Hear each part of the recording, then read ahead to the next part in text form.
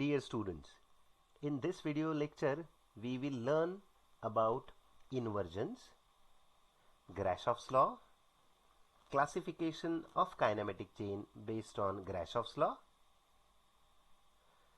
points to be discussed while describing any inversion, and we'll also try to cover inversions of a 4-bar kinematic chain. So let's begin the discussion with definition for the inversion. Inversion is basically method of obtaining different mechanisms by fixing different things in turn in a given kinematic chain. So what we'll be doing, we will be trying to obtain different mechanisms by fixing different links one by one. Let us try to understand this through a example. What you see right over here is basically a 4-bar chain, which is consisting of 4 links in bar shape. So this is link number 1, this is link number 2, this is link number 3, and this one is link number 4. Now what I'll try to do, I'll try to obtain different mechanisms from this 4-bar kinematic chain, and to do that I'll try to fix up each of the links one by one. To begin with, I'll fix up link number 1 first.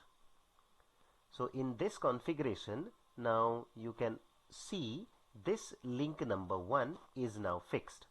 Now as you fix up link number 1, link number 2 or link number 4 becomes the crank or the follower. So let us say I am giving input motion to link number 2 and then it becomes a crank, and I'll try to observe the output motion at link number 4, so it becomes a follower. Link number 3 will become a coupler through which the motion will be transferred from crank to the follower. In this configuration, the rotary motion of the crank will get converted into oscillatory motion of the follower, and that becomes the first mechanism. Now let us try to fix up the second link. So as you can see in this configuration, link number 2 is now fixed. So either link number 3 or link number 1 can become crank or follower. Let us say input motion is given to link number 3, so it becomes a crank. So link number 1 is going to be a follower.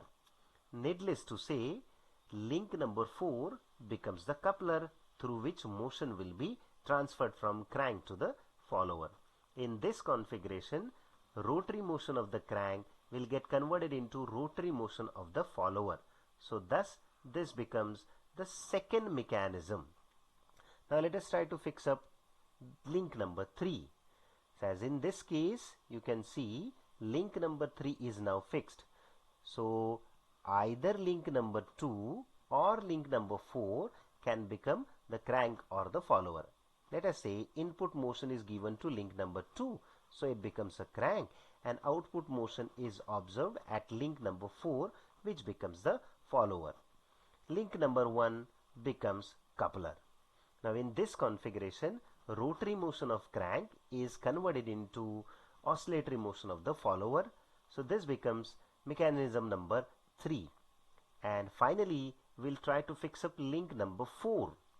So link number 1 or link number 3 will become crank or coupler. Let us say link number 1 becomes the crank and output motion is observed at link number 3, so it becomes a follower. Link number 2 becomes the coupler. Now in this configuration, the oscillatory motion of the crank is converted into oscillatory motion of the follower, so thus we obtain the fourth mechanism from the given 4-bar kinematic chain. So in this configuration, by fixing different links in turn, means one by one, we try to obtain 4 different mechanisms, and this method is typically called as inversion.